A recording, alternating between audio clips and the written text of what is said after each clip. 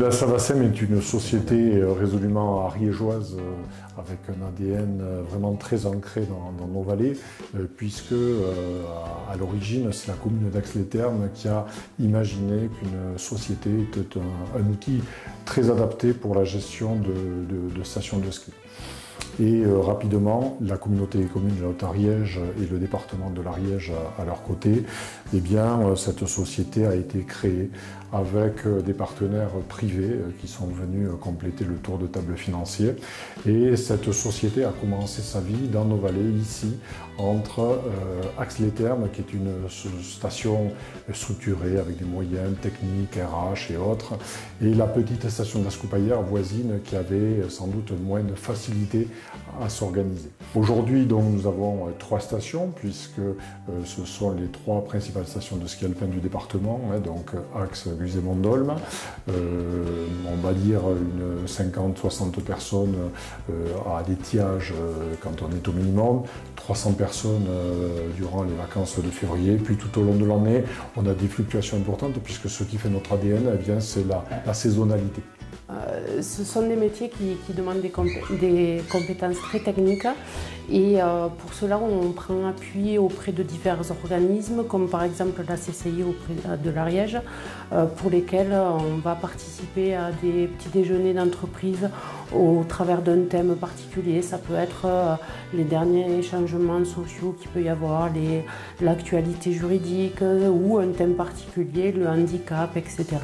Et ensuite on participe à des manifestations comme la nuit de l'orientation pour justement faire découvrir notre entreprise, faire découvrir les différents métiers qu'il y a au sein de l'entreprise parce que pour une personne lambda, elle se focalise sur ce qu'elle voit, c'est-à-dire elle va voir des personnels aux remontées mécaniques ou aux pistes, mais par contre, il y a tout l'autre aspect où il y a la caissière, il y a la comptable, les ressources humaines, on a des personnels à la qualité, à la sécurité, etc.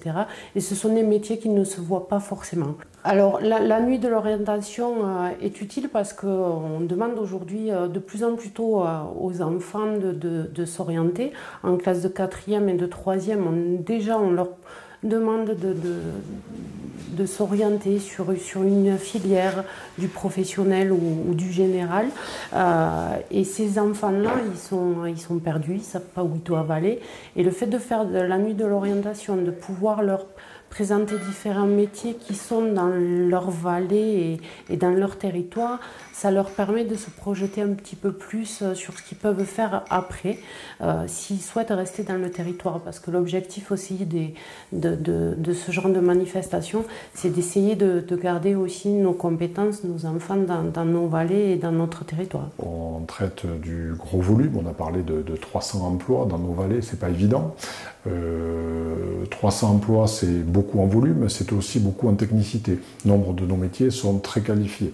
On a en notre sein des techniciens, des informaticiens, des techniciens hydrauliques, des mécaniciens, on a des gens spécialistes du marketing, on a véritablement tous les champs d'une entreprise qu'on pourrait situer n'importe où sur le territoire national. Eh bien, il faut avoir ce même niveau d'expertise dans nos vallées.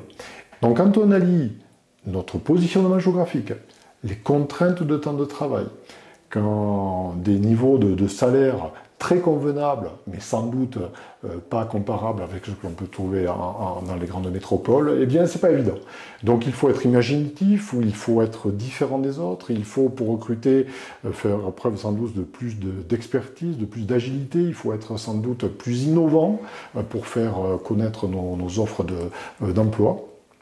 Et heureusement, on a un service RH dans l'entreprise qui est performant, qui est pointu, qui expérimente chaque année de nouveaux modes de recrutement.